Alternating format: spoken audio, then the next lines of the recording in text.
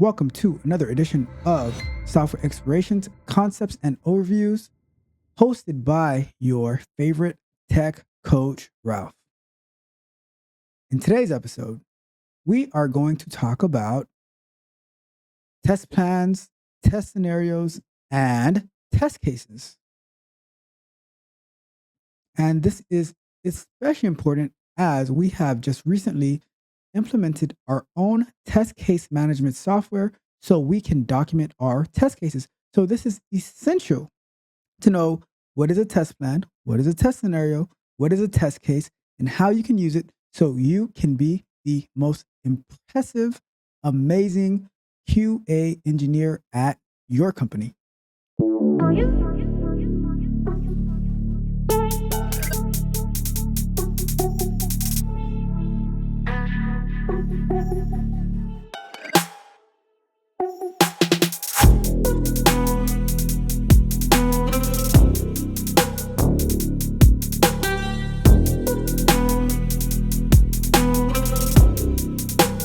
All right, so let's get into it.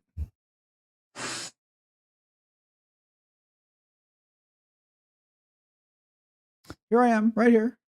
Hope that's not too creepy. So we're talking about test plans, test scenarios, and test cases. So what's the agenda for today? Today we're going to talk about what are test plans, what are test scenarios, what are test cases, the types of test cases that there are, the historical context of testing, the attributes of a good test case, tools to document test cases, and how automation and test cases go together. All right, so let's get into it and see what's going on. So, what is a test plan?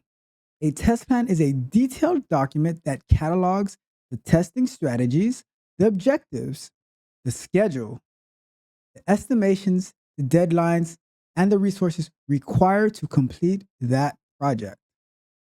It's the blueprint for running tests needed to ensure the software is working as expected. All right?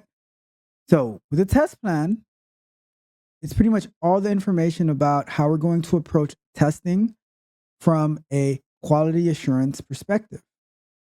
Has everything about testing. Has a test scenario that we're going to get into next. Talks about the test cases. And as all of those are gathered, they're going to be added to the test plan. All right. The test plan is living. More information as it comes along will continue to be added to it. So it can be a comprehensive overview of what is going to be done and what was done in the time frame, in the deadlines, and everything that we need to actually accomplish this testing. So for instance, if we're going to be running automated tests on it and we need an AWS environment to be able to execute the test, or we want to use the AWS device farm to be able to use a Selenium grid to run our tests, then that would be included in the test plan as the resources that we need, right? If we want to run our test on a nightly basis in a production or main development branch environment, then that's going to be part of the schedule. And if we want to run our automated test on every time we push a new change to a branch, then that's going to be part of the schedule, right? The reason that we're doing the testing that way, the different strategies that we're going to use. So like we have unit tests, we have end-to-end tests, we have smoke tests, we have regression tests, we have retesting of bugs.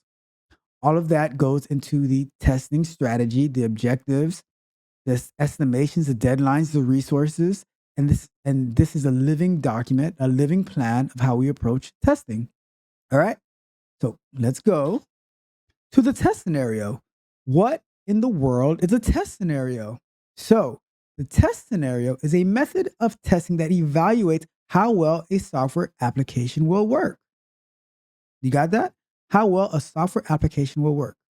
It represents the ways that our consumers might use the program, enabling the development team, which the QA engineers are certainly part of the development team, to ensure the product meets the client's expectations.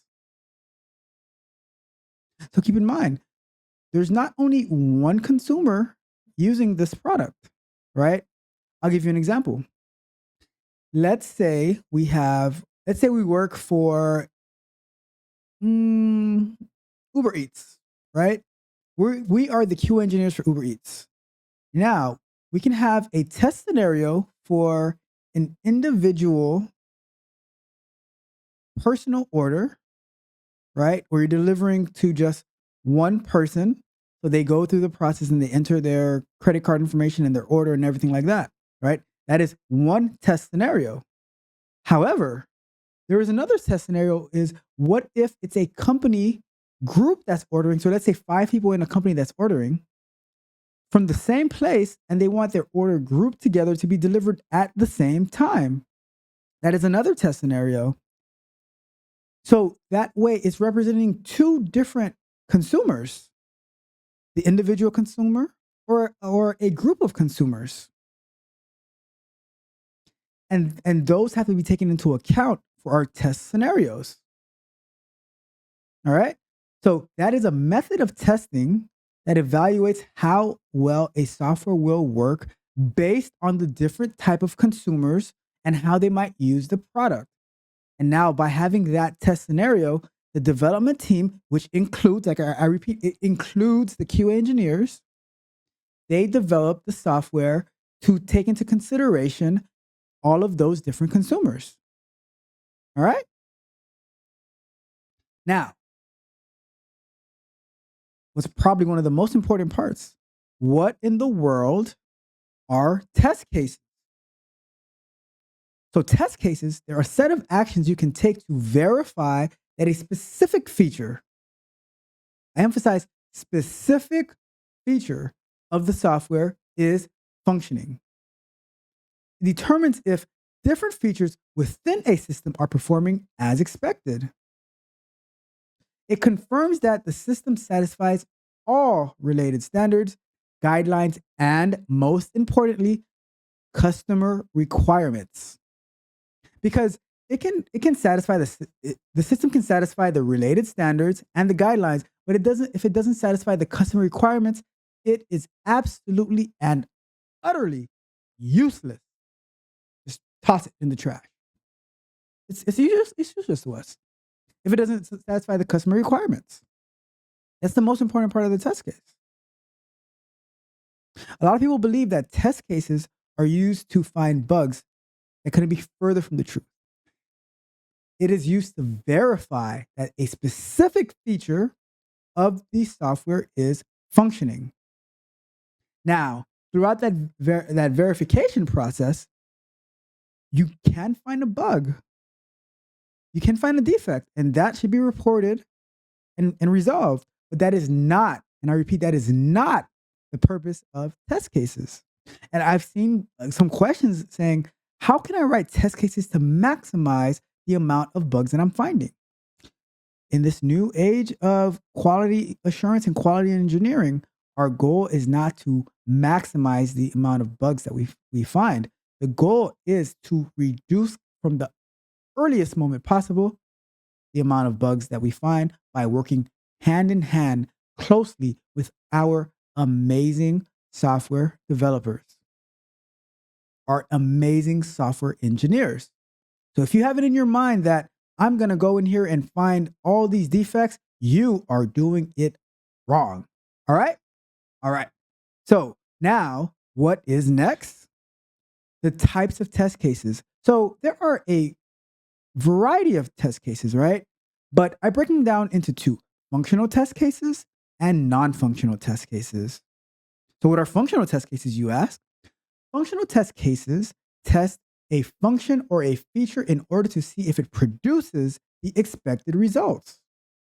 That means if I do A and B, I should get C, right? But if I do A and B and I do not get C, Houston, we have a problem. So functional test cases, they test the functionality of our application. It's plain and simple. There's different types of testing to do that.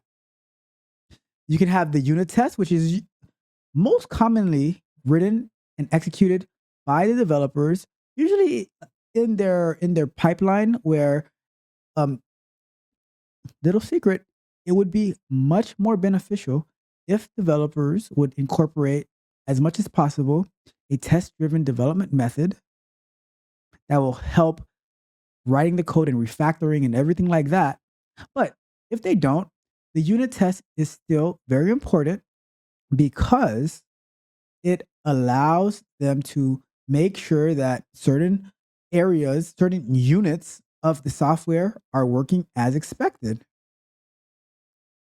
Now, there's also the smoke testing, which, in all fairness, in this new agile age, whether you're doing Scrum or Kanban, I don't really see the smoke test as emphasized as much anymore because the time to market is so much faster. The development cycle is so much faster.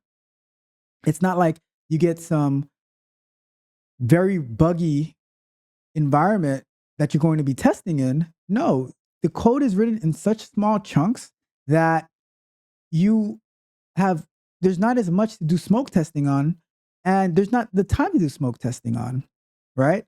So there, but traditionally there's smoke testing, there's regression testing, there's end-to-end test. So many tests that we'll cover, right? But there's functional. All of those are part of functional test cases.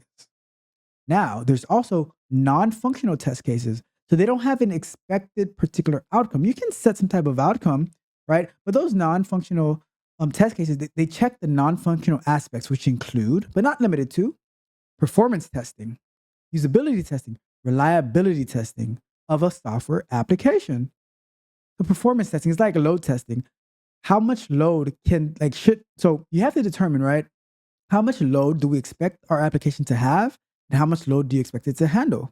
And then with that expectation, you're going to simulate that load onto the application. And based on like the environment that you're running it on, right? You can do a percentage of that load in that environment to see how it will handle it, right? So let's say you say, in our production environment, we expect to have 5,000 users an hour running like using our application. So now let's say you simulate the load to 1,000 users in your development environment. So you would scale the configuration that you'd have on your production servers, you scale that down by 20%, right? Because if you're expecting 5,000 in production, you would do 20% of that, right? So if you expect to have like 5 servers in production, then you'd use 1 server with that configuration in your development environment, and now you run the load test on that 1,000 users to that 1 server and see how it handles that, right? So that's how, and then you see, okay, is it able to handle that load of 1,000 users on that 1 server? And based on those results, you can see if you need to scale up, scale down, tinker with the configuration. Usability test. Does the user have a good user experience? Is it easy? It's like a borderline exploratory testing, although exploratory testing does have some functional tests, but like usability, is the user going to have a good experience? All that type of stuff, right? Then how reliable is the site? Is it buggy? Is it like, does it like fail to load sometimes?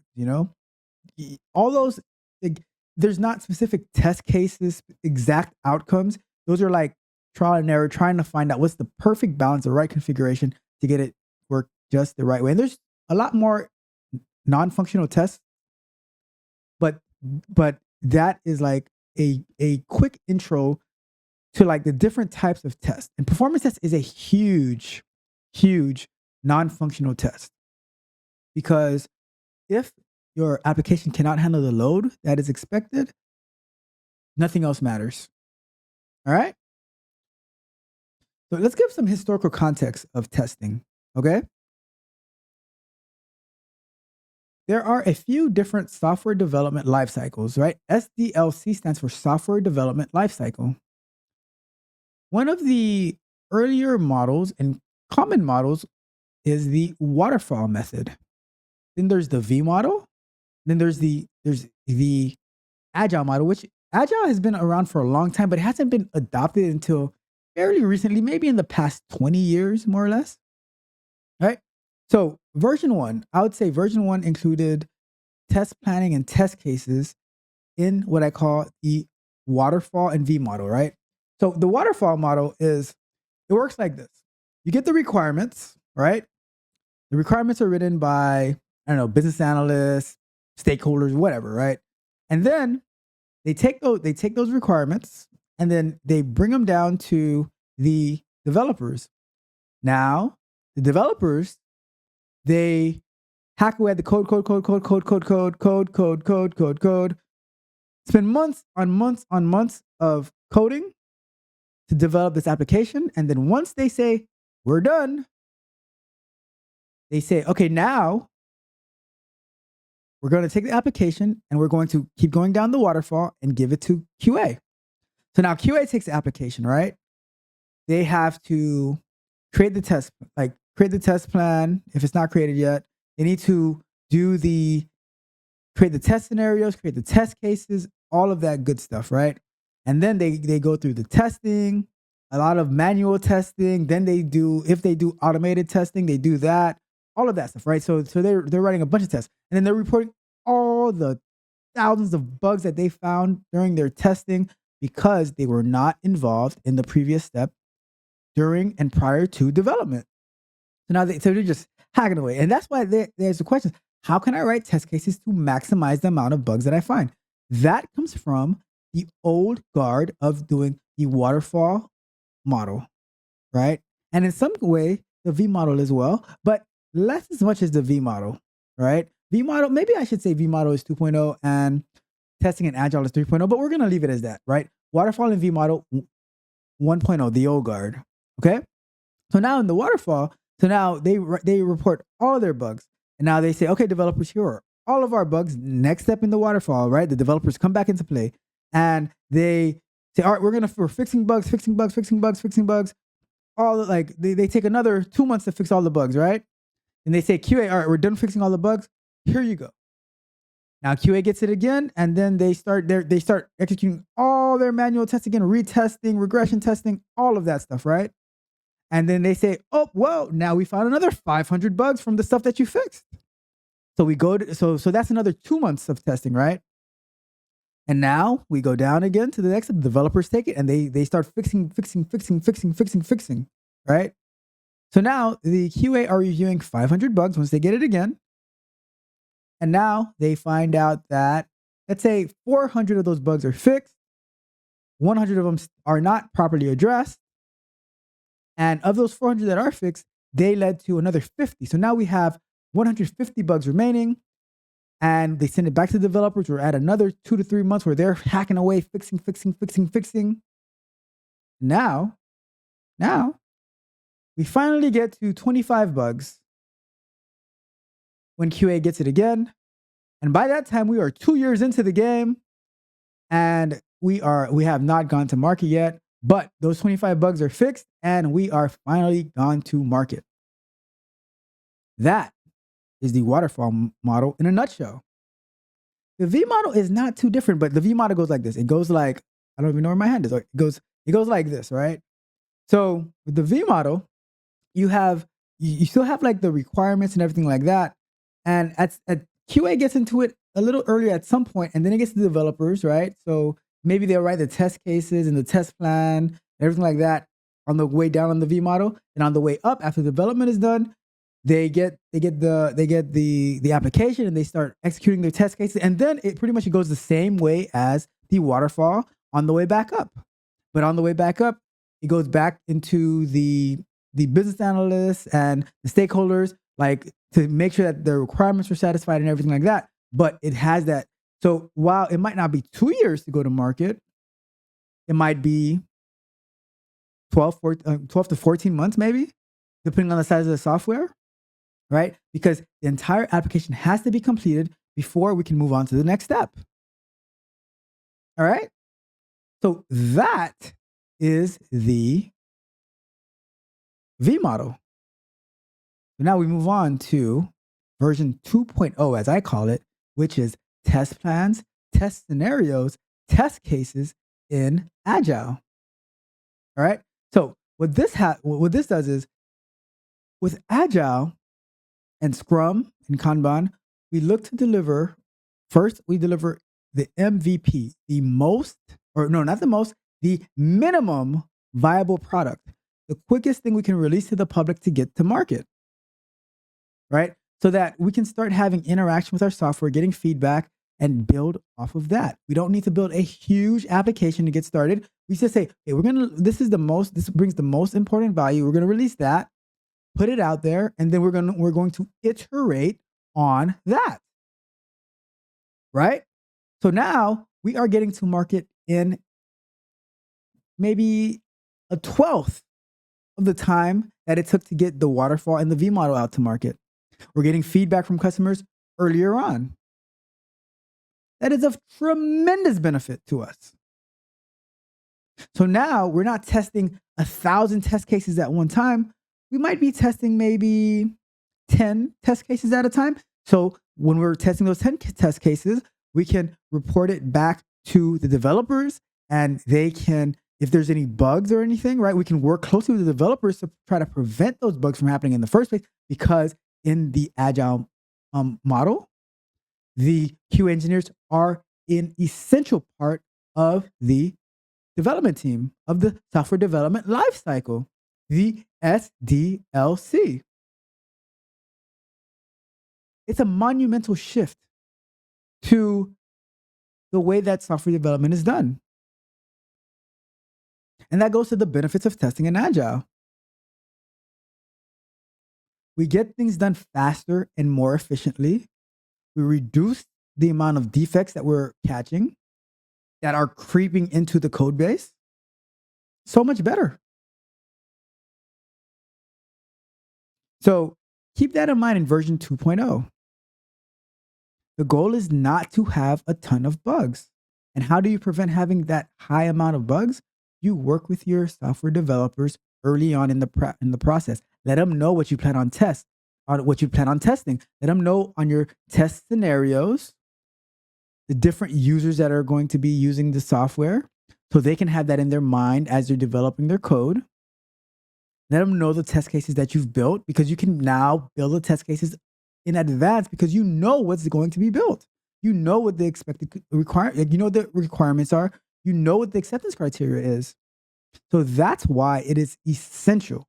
And that's why Agile is taking over, or has taken over, the software development process. Right? So now, what are some attributes for writing good test cases? The best test cases are straightforward. There is absolutely no ambiguity. You should know exactly the expected condition, the expected outcome, the expected results based on a test case. It's not an if or then statement. It is, when I do this, this, and this, my outcome is that, period. That makes an amazing test case. So easy that if you give it to a third grader, they can read it and say, okay, this is what's supposed to happen. Now, the test case also includes a clear description of what's being tested. Clear description.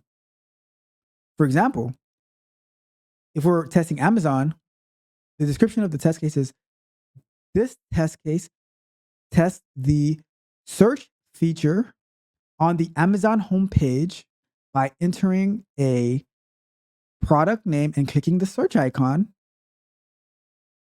to return a list of products. That is a clear description of exactly what's under test. No ambiguity whatsoever. Now, a good test case lists the steps to drive out a particular outcome. So now the steps are, I go to the Amazon homepage. I click in the search bar at the top. I enter in a product name of red hats. I click on the search icon next to the search input field. My expected results are the, the product list page loads with the products arranged in a, what do you call that? Like a table type thing.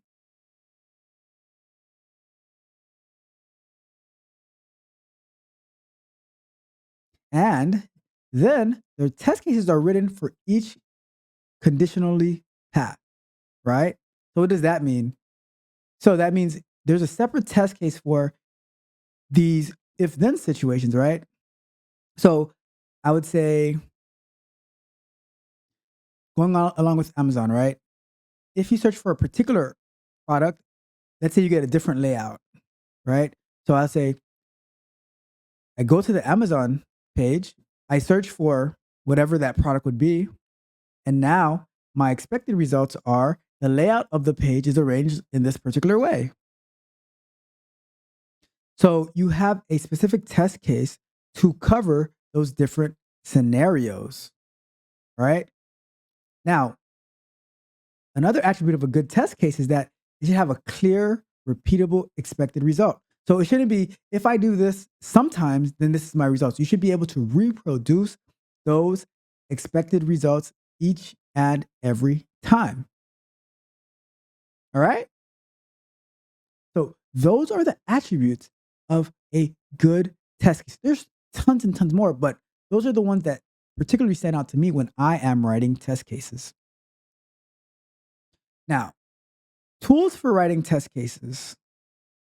I would say the most popular tool is Excel spreadsheets, which now you can also do it with Google Sheets, right? But having spreadsheets, that is the most popular tool where you can list your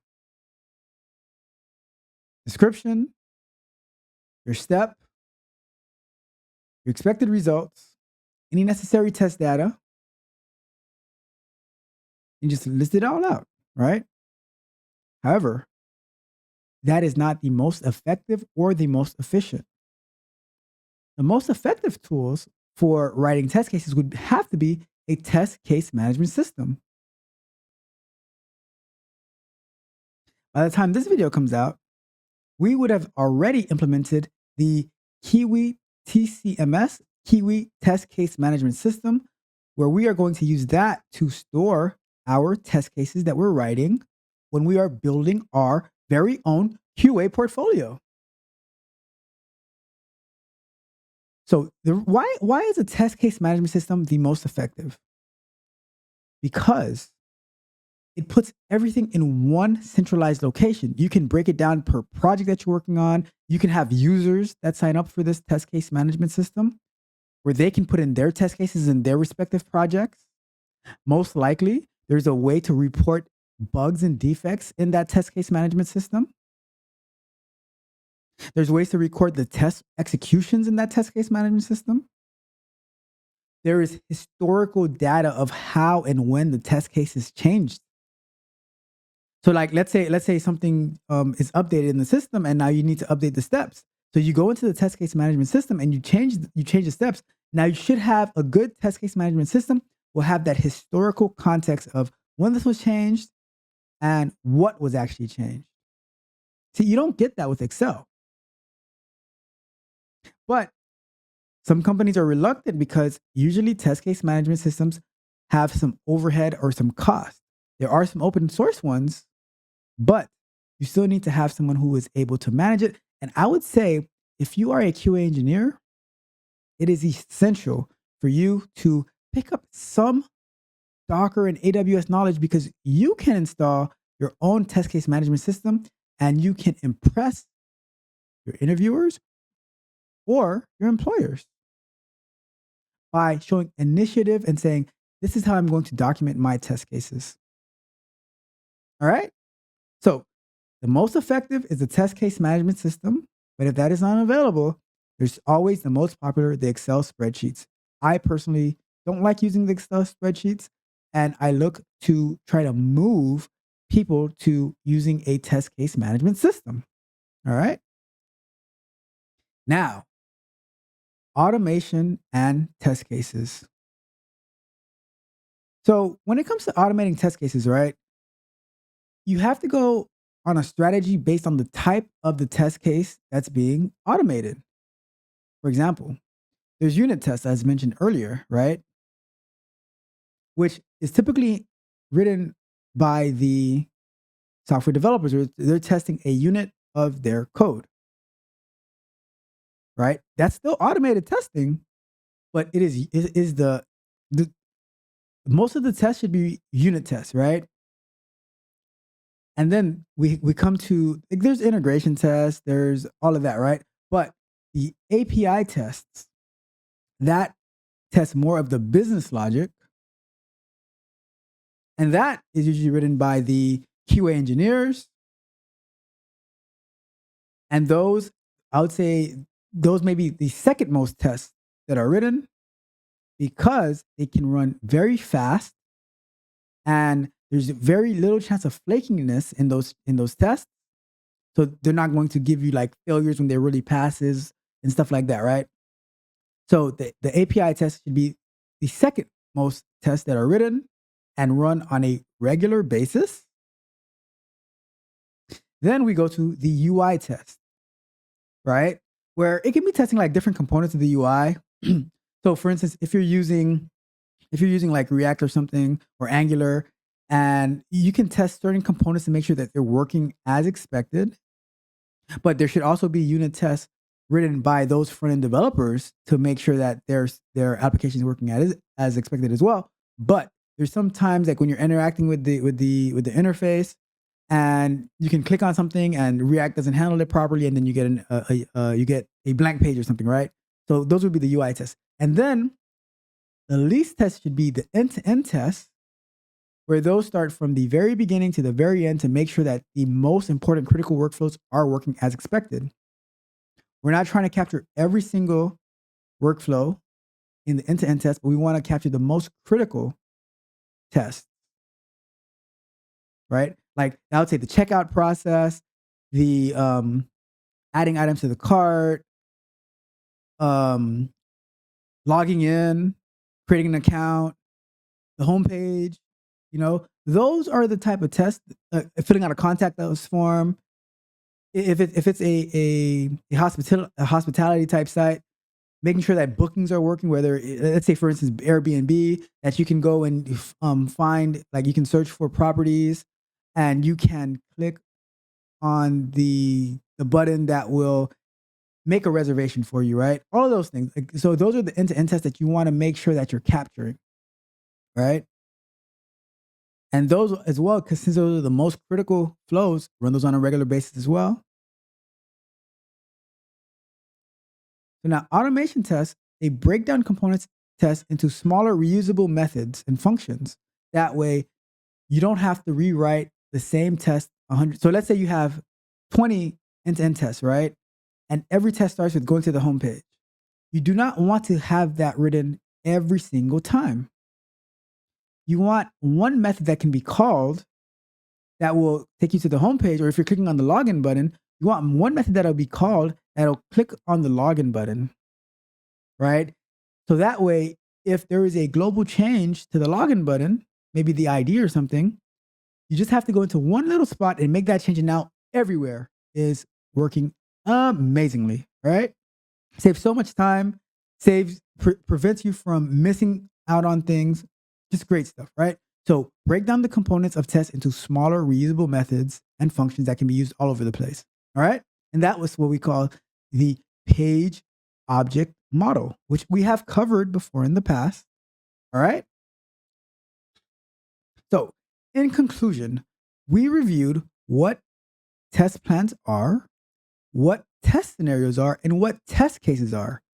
We also reviewed the historical context of testing in the waterfall model, the V model, and evolving to the current standard of Agile. All right. We also discussed the attributes of a good test case. We reviewed the tools that are used for documenting test cases, and we touched on the approach to automating the test cases.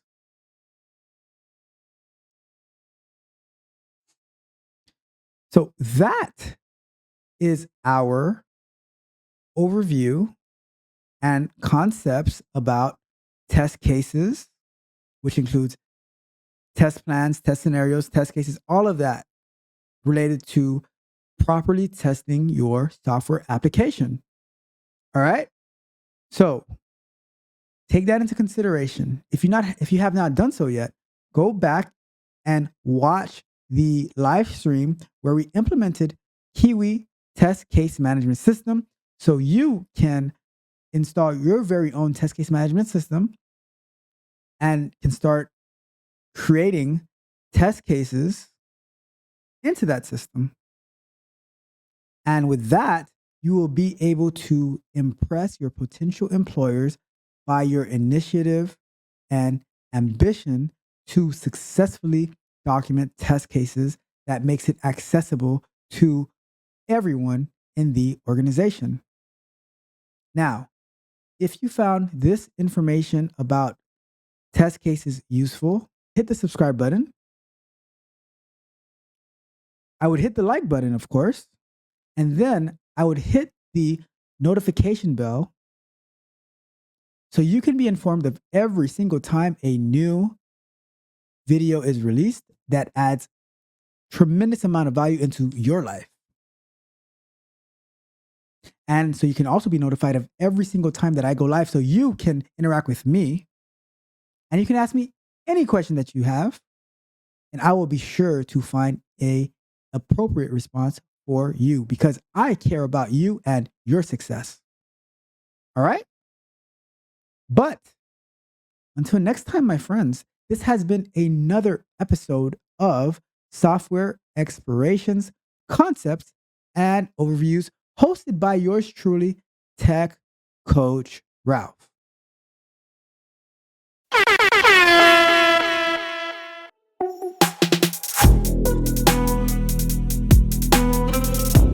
If you enjoyed the fascinating information shared in this video and you want more, be sure to hit the subscribe button to Tech Coach Ralph to be notified for new videos.